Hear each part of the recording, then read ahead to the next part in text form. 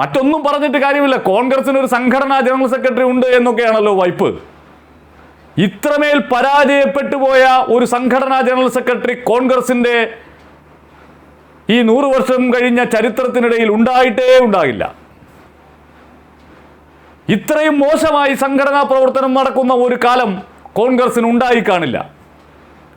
അശോക് ഗെഹ്ലോട്ടിന് ശേഷം കോൺഗ്രസിൻ്റെ സംഘടനാ ജനറൽ സെക്രട്ടറിയായി ചുമതല ഏറ്റെടുത്ത മലയാളി KC വേണുഗോപാൽ എന്തു സംഭാവനയാണ് ദേശീയ തലത്തിൽ കോൺഗ്രസിന് നൽകിയിട്ടുള്ളത് എന്ന് ഇനിയെങ്കിലും പരിശോധിക്കേണ്ട കാലമാണ്. ഈ മല്ലികാർജ്ജുന ഖാർഗെ വന്നപ്പോൾ KC വേണുഗോപാലിനെ ആ ചുമതലയിൽ നിന്ന് ഒഴിവാക്കി കൊള്ളാവുന്നുള്ള ആരെയെങ്കിലും അവിടെ ഏൽപ്പിക്കുമെന്ന് കരുതിയിരുന്നതാണ്.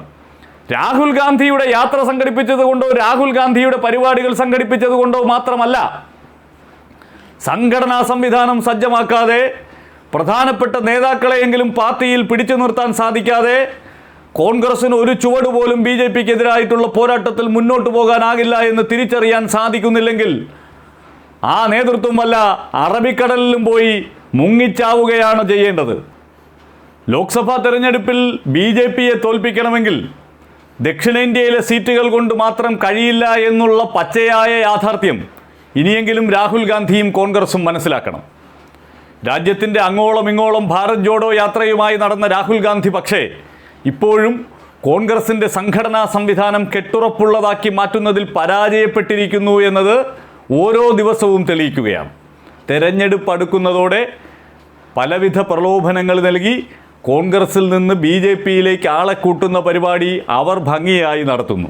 ഇവിടെ നിസ്സംഗരായി കാഴ്ചക്കാരായി കോൺഗ്രസ് നേതൃത്വം പല സംസ്ഥാനങ്ങളിലും നിൽക്കുന്നു.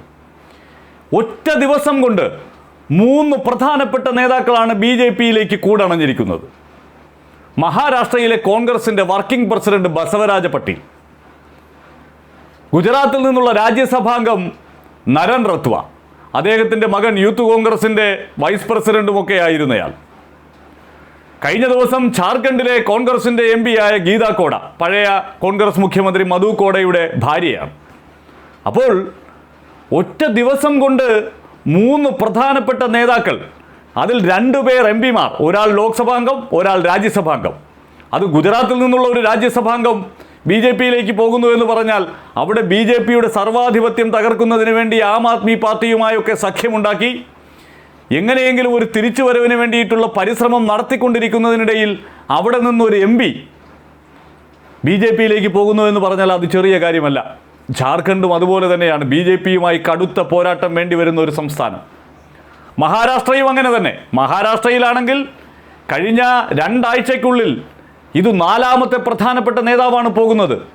മുൻ മുഖ്യമന്ത്രി അശോക് ചവാൻ പോയി. കോൺഗ്രസിൻ്റെ മഹാരാഷ്ട്രയിലെ മറ്റൊരു പ്രധാനപ്പെട്ട മുഖമായിരുന്ന ബാബ സിദ്ദിഖ് പോയി. അദ്ദേഹം പിന്നെ പോയത് NCP അജിത് പവാർ വിഭാഗത്തിലേക്കാണ് എന്നെങ്കിലും പറയാം. മിലിന്ദ് ദിയോറ പോയി, രാഹുൽ ഗാന്ധിയോടൊപ്പം നിന്നിരുന്നയാളാണ്. ഏറ്റവും ഒടുവിൽ ഇപ്പോൾ കോൺഗ്രസിൻ്റെ വർക്കിംഗ് പ്രസിഡന്റ്, അദ്ദേഹം ഈ മറാത്തവാദ മേഖലയിലെ ശക്തനായ ലിംഗായത്ത് നേതാവ് കൂടിയാണ്. കർണാടകയുടെ അതിർത്തി പങ്കിടുന്ന മഹാരാഷ്ട്രയുടെ മേഖലയിലുള്ള പ്രധാനപ്പെട്ട നേതാവാണ്. അങ്ങനെ ഒരാളെയും കോൺഗ്രസിന് നഷ്ടമായിരിക്കുന്നു.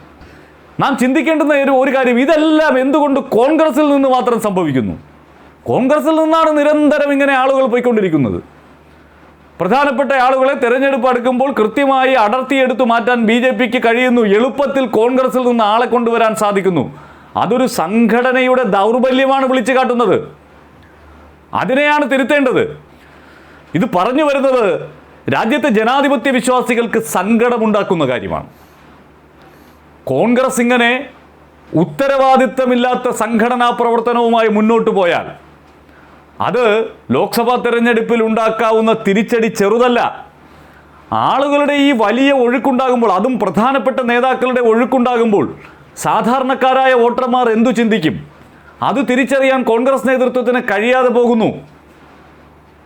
എല്ലായിടത്തും ഇപ്പോൾ ദക്ഷിണേന്ത്യയിൽ ഒഴിച്ചു നിർത്തിയാൽ ബാക്കിയുള്ള സംസ്ഥാനങ്ങളിൽ എല്ലായിടത്തും സംഭവിക്കുന്നത് ഇതാണ്. പാർട്ടിയെ സുസജ്ജമായ ഒരു സംവിധാനമാക്കി മാറ്റുന്നതിൽ പരാജയപ്പെടുന്ന ഒരു നേതൃത്വം പിന്നെ എന്ത് അഭ്യാസം കാട്ടിയിട്ട് എന്തു കാര്യം? അതാണല്ലോ നമ്മുടെ മുന്നിൽ ഉയരുന്ന പ്രധാനപ്പെട്ട ചോദ്യം.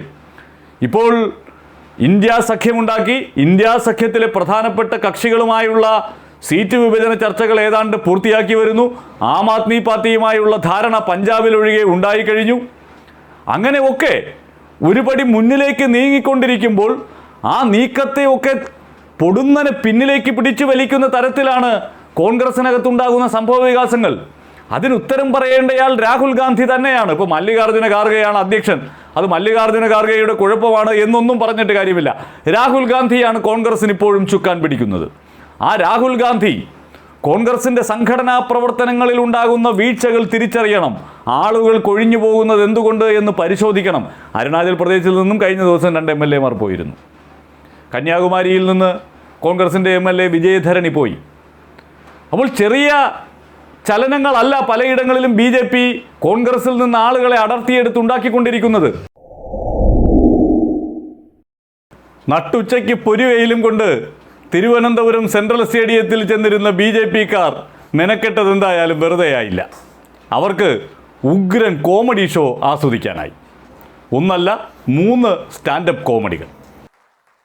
ഇതാണോ മോദിയുടെ ഗ്യാരണ്ടി? ഒന്ന്, ആഗോള തള്ളാശാൻ മോദിയുടെ വക. 2, കേരളത്തിലെ BJPയുടെ സ്വപ്നാടകനായ പ്രസിഡന്റ് സുരേന്ദ്രൻ്റെ വക. 3-മത്തേത് BJPക്കാരുടെ പുതിയ മിശിഹ പൂഞ്ഞാർ ആശാൻ്റെ വക. നരേന്ദ്രമോദി പറയുന്നത് കേരളത്തിൽ BJP 2 അക്കം കടക്കുമെന്നാണ്.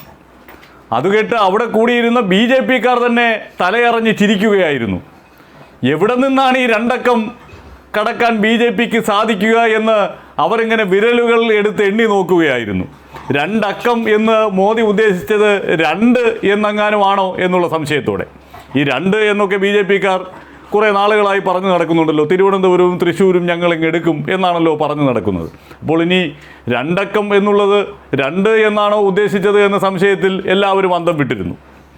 പൂഞ്ഞാർ ആശാൻ PC ജോർജ് പറയുന്നത് കേരളത്തിൽ BJP ഉറപ്പായും 5 സീറ്റുകളിൽ ജയിക്കുമെന്നാണ്. സുരേഷ് ഗോപി ജയിച്ച് പാസ്സായി കഴിഞ്ഞു എന്നാണ്. ഇനി മന്ത്രിയായി സത്യപ്രതിജ്ഞ ചെയ്യേണ്ട കാര്യം മാത്രമേ ഉള്ളൂ എന്നാണ് PC ജോർജ് പറഞ്ഞു വെച്ചത്. സുരേന്ദ്രനാണെങ്കിൽ കേരളത്തിൽ മതമൗലികവാദത്തിനെതിരായ വിട്ടുവീഴ്ചയില്ലാത്ത പോരാട്ടം നയിക്കുന്നതിൻ്റെ ഭാഗമായി ഇപ്പോൾ തൂത്തുവാരി മോദിയുടെ കാൽക്കൽ കൊണ്ട് എന്ന് വയ്ക്കും എന്നാണ് പറഞ്ഞത്. ശരിക്കും തിരുവനന്തപുരത്തെ BJPക്കാർ അന്തം വിട്ടിരുന്ന ഒരു കലാപരിപാടിയായിരുന്നു സെൻട്രൽ സ്റ്റേഡിയത്തിൽ അരങ്ങേറിയത് എന്ന് ചുരുക്കത്തിൽ പറയാം. നരേന്ദ്രമോദി പറയുന്നത് കേരളത്തിന് ഞാനങ്ങ് വാരിക്കോരി കൊടുത്തുകൊണ്ടിരിക്കുകയാണ് എന്നാണ്. ഓരോ തവണ വരുമ്പോഴും കുട്ടക്കണക്കിന് സമ്മാനങ്ങളുമായാണ് നരേന്ദ്രമോദി വരുന്നത് എന്നാണ് സുരേന്ദ്രൻ പറഞ്ഞു വയ്ക്കുന്നത്. നരേന്ദ്രമോദി യഥാർത്ഥത്തിൽ കേരളത്തിന് വേണ്ടി എന്താണ് പുതുതായി ചെയ്തത്? ബാക്കിയുള്ള ഇടങ്ങളിൽ ചെയ്തതിൻ്റെ 1/4% കേരളമെന്ന ഈ സംസ്ഥാനത്തിന് വേണ്ടി നരേന്ദ്രമോദി സർക്കാർ ചെയ്തിട്ടുണ്ടോ? അതിൻ്റെ കണക്കെടുപ്പാണല്ലോ യഥാർത്ഥത്തിൽ വേണ്ടത്.